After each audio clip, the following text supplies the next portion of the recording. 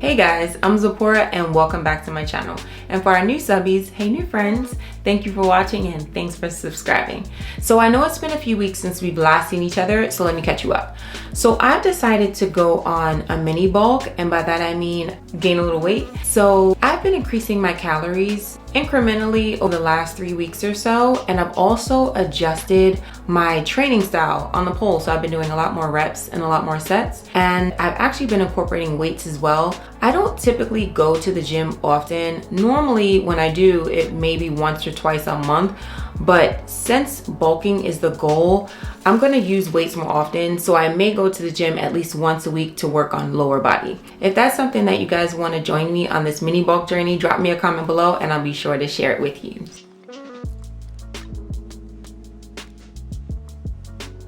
Let's chat fibroids and hair loss. So today marks 6 years and nearly 1 month to the day of when my fibroid story began. And when I tell you it was a time, it was a time.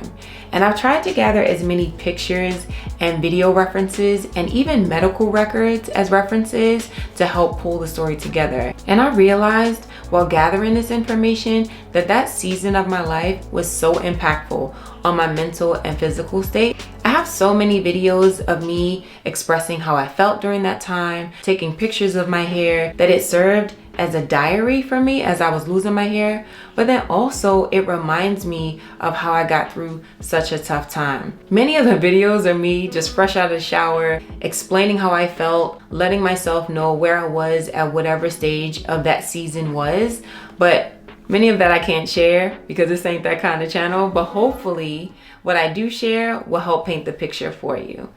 So it began for me in September of 2017, and that month I don't believe it was any different than any other month or any other year. Besides, I had moved a few months before, so maybe September was the residual effects of stress of the move that I had in July. But otherwise, I think it was a pretty normal month. But for whatever reason, at the beginning of the month, I was having just random breakouts just all over. Definitely on my lower jawline. But by the end of September, my face just wanted to break loose, and it did. I had the worst cystic acne I had ever experienced in my life. I actually had never had cystic acne before. I've had breakouts. I've never had the clearest skin, but I've never had acne like this before, and it was extremely painful. Painful to touch. My skin was very warm. You could just feel the knots under my skin. So after about a week, I decided to see a dermatologist, and when I did, they had prescribed me oral medication and a topical medication. And I think it took about 2 weeks or so for the acne to start to subside, but it never really went completely away. It just wasn't as bad as that, which is good because that was so painful. So that next month, I noticed that my hair felt dry and it started to shed a lot more than usual. So this is when I started to wear twists in my hair. I was deep conditioning with T-Gin and Shea Moisture products and castor oil. That's actually what I use to do my twists. The T-Gin, the Shea Moisture, and the castor oil. It actually worked really well. I really love that for my twists. I would wash my hair every week or every 2 weeks, but no matter when I washed, my hair was still coming out more than normal. So I would try to monitor just how much my hair was coming out. And I would keep the hair actually just so I can see how much I was really losing. Over the next few months, I was still doing twists and wash and goes, probably wash and goes a little bit more than a twist because I just assumed that my hair shed was gonna eventually slow down, and I enjoyed doing wash and goes. I did really like the twists, but the twist just took so long. Sometimes I was just a little too busy to do the twist, so I would just do wash and goes instead. But I did notice that doing wash and goes, I would lose a lot more hair than I did when I did the twist. But because I just thought that the shed would eventually stop, I didn't really change my hair regimen at that time. But by the middle of 2018, I was well into being affected by my hair loss. And just to give you a lifestyle update, there were no major changes in my life. I was still working, I was still hanging with family and friends. There were no major health concerns. I was still working out just as incessantly as I always do. Probably the only biggest change that I did make was to my diet. I made sure that I was eating as clean as possible. Not that I ever ate poorly, but I was being more mindful and just researching about things that affected my hormones, certain foods that affected my bloating because I was concerned about gut health. So that's probably the biggest change that I made. But other than that, my life was still pretty normal, but the hair loss was not. The hair loss was still increasingly shedding and at an alarming rate. So wash days were very tough. By this time, I was crying every wash day. I had to mentally prepare myself emotionally to wash my hair. It was pure devastation for me. And also by this time, I noticed that my periods were getting quite heavy, a lot heavier than normal, and progressively getting heavier. So not only was I still consistently having breakouts around my jawline, but I was also having a lot of hair shedding, and I was also experiencing a heavy flow. I still never put all three of those things together. It just seemed like it was fairly normal. I just thought that, okay, maybe I'm working out a lot more, so maybe that's why my flow is a little heavier, or maybe that's why my skin is being affected, or maybe that's why my hair is falling out. I just thought it was just the time. I just never assumed that all three of these things, now that I look back, it makes sense. And now I'm having an aha moment. But before, it just didn't make sense that all of those things were a culmination of one big issue. I know my iron had always been low. So that was the other concern that I thought, well, maybe my iron is low, so I should maybe see a doctor for that. But I've never had an issue, even with my iron being low, I never had an issue before. So it didn't seem like something that I needed to address. But because my hair was still really dry, my scalp was really itchy and painful, the hair loss was an emotional issue, I decided to see a dermatologist who specialized in hair loss. So in July of 2018, I saw the dermatologist, expressed the issues that I was having. She decided to do a biopsy on my hair to get a closer look to see what was going on with my scalp, and she also ran blood work. The first thing she said when we chatted was that I appeared to be in great shape, so it didn't seem like externally that there was anything major that was wrong. So she wanted to see more from the blood work. And the results from the blood work was that my iron was low, yes. My testosterone was very high. And what she found from the biopsy was that I was experiencing some scarring from androgenic alopecia. Androgenic alopecia is a genetically predetermined disorder due to an excessive response to androgens. And basically, my testosterone was high, and so my hair was falling out. That was the assumption. So she decided to put me on spironolactone to help with the androgens and also the hair loss. And then also she gave me topical medications to help with my itchy and dry scalp. But she also found that there were some irregularities in my blood work. She noticed some other concerning markers, and she wanted a specialist to take a closer look at those results. The next month, I saw a rheumatologist, and at the beginning of our conversation, she said, "You're in great shape." So outwardly, it doesn't look like there are any major issues, but she also wanted to run her own blood work as well. And the results that came back from those results were I may have some autoimmune issues, but nothing major. So she just wanted to monitor it every 3 to 6 months, and nothing to be concerned about. Don't worry, you're in great shape. So just keep doing what you're doing. So by the end of August and into September, my hair loss was still extremely excessive. My scalp was still really sore and itchy, and my flow was still pretty heavy. Into September, I was taking my health pretty seriously. I was watching YouTube videos on androgenic alopecia. I was watching videos on hair loss. I was watching videos on high testosterone. Anything that related to what I was going through at that time, I was watching it, because I thought that maybe I could find out a little bit more about my situation,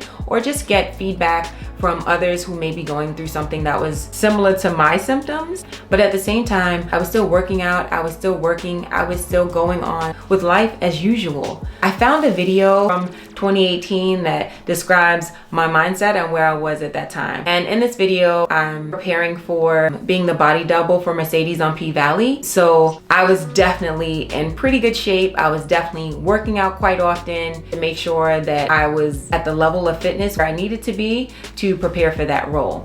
Okay, so this is 1 year later. Today is September 9th or the 10th, I don't know. I have been training for the body double for that Stars, for the Stars pilot, and I am the lead actress, the main actress's body double. I can't get it out. But this is my hair, still loads of hair, has come out. I am taking spironolactone.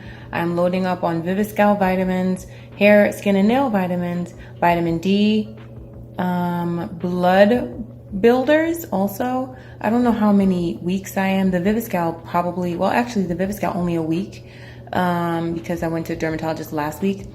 And actually the day I found out about auditions is the day I started the Viviscal. And then the blood burn builders, I've probably been taking those a week and a half. And the only thing I noticed in my hair, it's still coming out immensely, is that it feels softer and a little shinier. That's probably the only thing that I feel that's different. I am going to twist my hair. Today is Sunday. I try not to cry when I got out of the shower. So this is where it is now. I keep cutting it, so I probably need to cut a little bit more. Just waiting for that dreadful day when I'm gonna really have to cut all of it.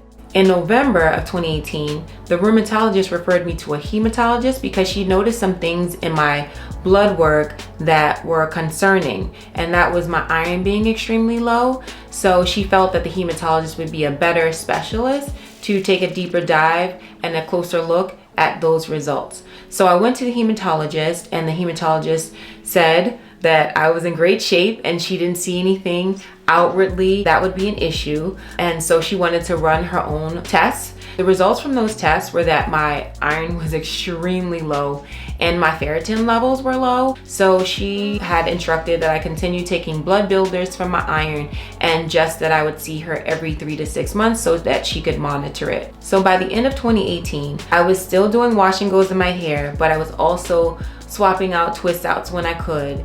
And I was also extremely depressed and very stressed because my hair was falling out. I had tons of acne on and off. My periods were so heavy that I was starting to have to adjust my life around my cycle. There were times when I wanted to travel and I wasn't sure that I could because I was unsure how long the flights would be. I was unsure when my period was going to start and how long my periods were going to be. I was increasing the amount of tampons and pads that I was buying because my flow was just so unpredictable, and it was so unpredictably heavy that I didn't know if it was going to be a heavy month or a slightly heavy month. So it was just a lot to take in and a lot to manage and a lot of up and down. I had no idea that my hormones were just so out of whack. So in 2019, it was the same thing. I was seeing the dermatologist, the hematologist, the rheumatologist. I was taking spironolactone, blood builders, Nutrafol, Viviscal, hair, skin, and nail vitamins. I was taking vitamin D. I was also being very kind to my hair. I was taking my time with my hair. I was doing henna treatments. This is around the time when I was truly following the regimen of Curly Proverbs here on YouTube, which I think you should follow her because she has great content. I was learning about different essential oils to put in my hair. Again, just trying to do anything that I could that was going to help slow down the hair shed. In 2019, I also traveled a lot for work. So I went to China several times. I went to Thailand several times, and those flights are really long. So having to use the bathroom every hour was really tough. So I tried to schedule my travel around my periods. In 2019, despite a hair loss, I found such solace in my workouts. So I definitely went pretty hard, just focusing on my body and my health, because I know that's the one thing that I could fix. That's the one thing that I had control of, because my hair loss, I did not. So 2019 is when I did the little baby cocaine video. I had to wear all white. I was for sure a little nervous that I was gonna have an accident. I was just getting comfortable with trying to find a way to manage those heavy flows and still being able to work. Thankfully, I didn't have any accidents, and I really enjoyed being able to freestyle and do what I wanted to do in that hoop. But I was definitely a little nervous in the beginning. I was also pretty grateful that I was able to wear my own hair in that video, because the way my hair had been stressing me out, that I'm happy that it was able to have a little life in that video also. 2019 ended pretty much how it began. My hair was still falling out. My scalp didn't itch or wasn't as painful as it had been in 2018 or at the beginning of 2019. So I believe the topicals were working, or the spironolactone was working. I'm not quite sure. But I was still pretty stressed and just not knowing what was going on and why I couldn't fix it. I think that was another stress too, is because I just felt like if every doctor said that I was in such great shape, I worked out often, I didn't have any issues with training or anything like that, I just couldn't understand why I could not fix this issue with my hair. And no matter what I did, what supplement I took, it just wouldn't stop coming out. What I do notice looking back on the picture references is that my hair was growing a lot, but it just was coming out a lot as well. So my hair did grow down to tailbone length, but it was just becoming so thin that I was cutting it a lot along the way. By July of 2020, I was pretty fed up and I was pretty desperate with my hair. I was just so frustrated and so tired of losing my hair and crying at every wash day that the dermatologist had suggested PRP, and I went for it. So I did 3 or 4 rounds of PRP, and it wasn't painful. You just feel like something just entering into your skin, but it wasn't painful. But I just assumed that this was really gonna work. This was my last go at trying to save my hair. Before I say forget it, let's cut it all off. I don't wanna deal with it anymore. And I'm not really sure why I just never really cut my hair off completely, because losing my hair was so invalidating. It was just so emotionally draining and so stressful that I probably should have considered it, but I also really enjoyed just doing my hair. I really enjoyed the moments in the bathroom, in the shower, where I was able to take some time for me and just really take care of me. And I really enjoyed that. It just was so emotionally taxing that the loss of my hair just really took away the joy of me doing my hair. So doing PRP was just my last try at trying to save my hair and just trying to save maybe my self-care days before I had to make the decision to cut my hair. I didn't have any adverse effects of the PRP the following day. However, 3 days after that, I found a new symptom, and it's a fibroid. This video from July 6, 2020 shows exactly what happened when I noticed I had a lump in my lower abdomen. There is a very large lump right here. Oh yeah, you can see it. I think that is a fibroid that's sticking out. It's a large lump. Let's see if I can pull my stomach in. You can kind of still see it. I'm seeing it because I feel it, and it's right here from the side. It starts low and it goes to about here. Right in here is a very large lump, and it goes from like right here to right here, and it is so big. Whether it's fibroid or, but it's definitely there. My stomach is swollen. You can kind of see it here too, right here. This little knot right here. I don't know if I have to do anything about it or not. So that is there. Okay, well, we'll see if it gets any bigger. Today is July 6th, 2020. July 30th, I had my second PRP appointment, and I didn't notice any difference in my hair, I guess because it was only a month apart. But I was still having the same symptoms, hair fall. I was still having some acne here and there. My flow was still really heavy, and I was still pretty depressed here on and off. But I was still working on my fitness. I was still training pretty hard, and my diet was really dialed in. By August of 2020, this is when I got booked for the August Alsina entanglement video. And here again, because my period just loves to show up and loves to be on time when I have to work, I was concerned about my flow. So thankfully for this video, I wore all black, and by this time I had already learned how to manage my flow a little better than before. So no accidents here, but I was definitely concerned about having to use the bathroom as often as I needed to. You need to stay in character, you need to be ready to go. So I found a way to manage it so I didn't have any accidents while on set. I had my third PRP appointment in September, and I didn't notice any results still at this time. In October, I was still washing my hair, using the same products that I had been using. I was still using essential oils, I was still deep conditioning, I was still doing twist outs and wash and goes, but I was also trying to be quite creative with how I did my hair, and I actually really enjoyed that as well because I learned new things about my hair, and I learned about new styles that I like to do on my hair. October of 2020 was a pivotal moment for me because that's when I got booked for BET Hip Hop Awards to perform with Lotto. This is when my periods had gotten really heavy, and at this time I thought because I had been training so hard that it was causing my float to be that heavy. I could not excuse myself. I just had to ride it out, and we also wore all white, so what I had to do was was double up on tampons and find a way to be creative.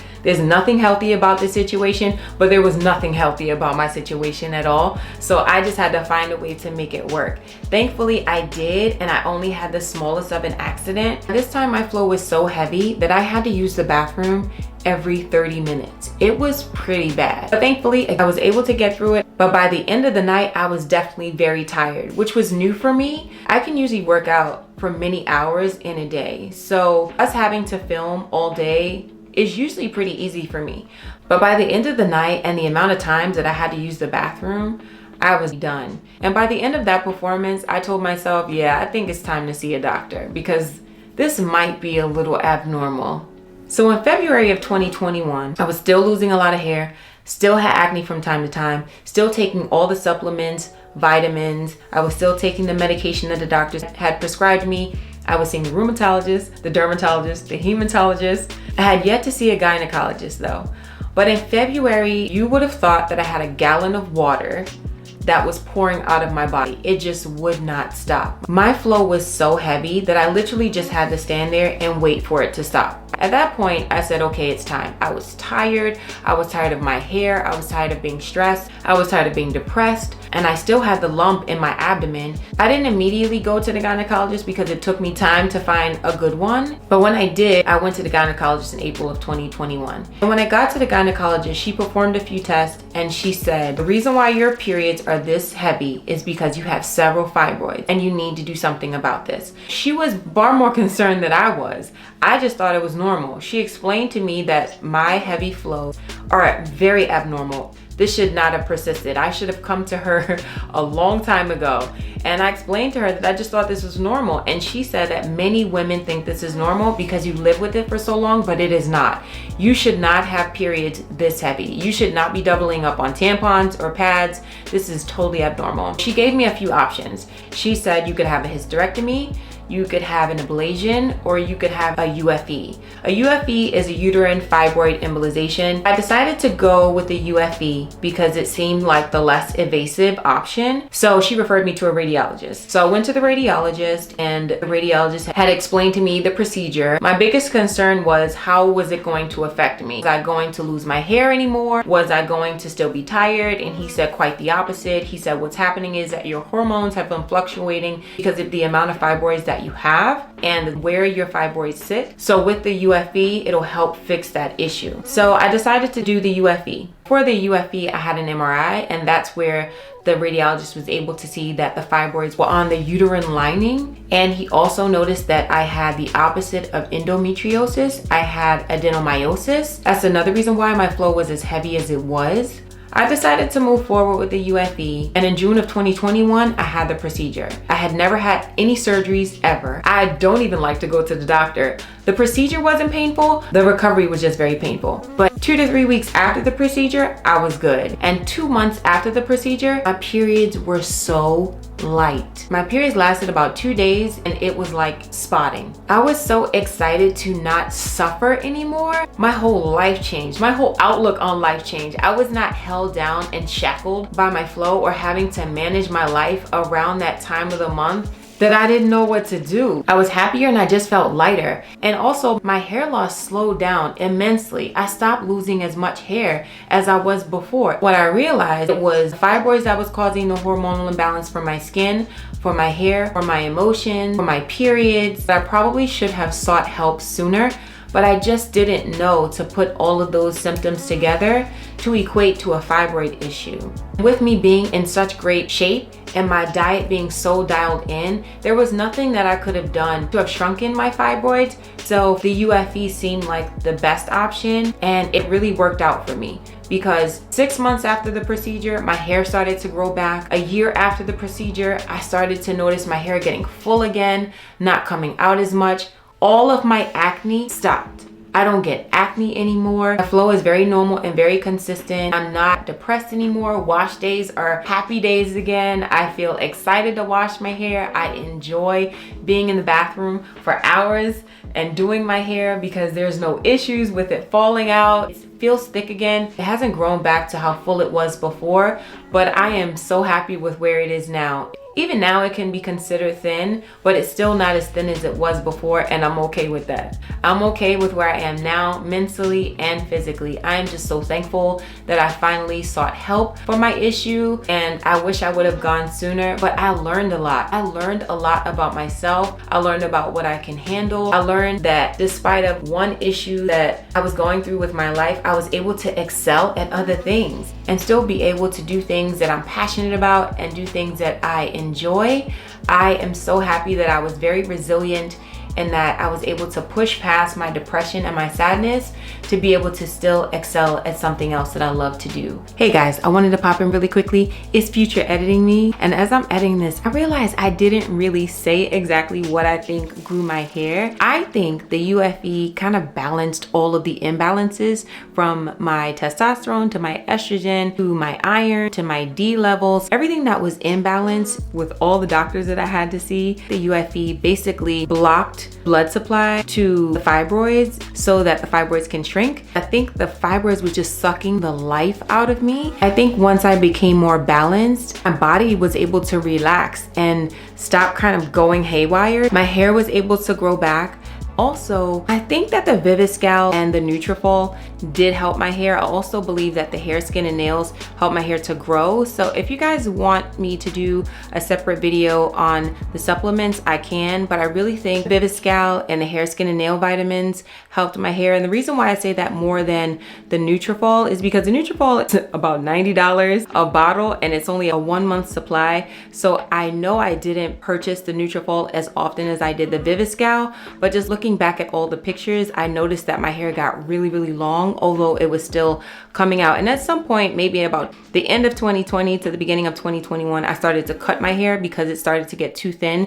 But there was a time in there that my hair got pretty long and it grew to tailbone length. So I think the supplements definitely helped. And I also think taking care of my hair, putting my hair up out of the way when I did twist outs and top knots, and taking really good care and being very gentle with my hair, I think that really helped to grow my hair. But as far as helping my hair to stop shedding, I think the UFE did that 100%. So I wanted to pop in because I said, oh my gosh, I feel like I didn't summarize this as well as I should have. So definitely the UFE helped the shedding to stop, but also I think that the supplements helped my hair to grow. Now I'll let myself close. Bye. Hopefully this story was helpful for you guys. Hopefully this is helpful to someone who may be experiencing some of the symptoms or all of the symptoms that I was feeling and experiencing. But if you are experiencing some of those symptoms and you see a change in your body, please seek help sooner than later. Please don't wait as long as I did and suffer for so long, because there is help out there. Thank you so much for watching. Thank you for listening to my story. If you have any questions, please drop a comment below. Please do share your experience if you have had fibroids or know someone who has experienced fibroids and have had issues. Please let us know how they were able to work through that, and let's chat about it, because the more that we're able to share and talk about the things that we go through, the more others can learn from it and the more that we can help each other as a community. My name is Zipporah. Thank you guys so much for watching. I'll see you in the next one. Bye.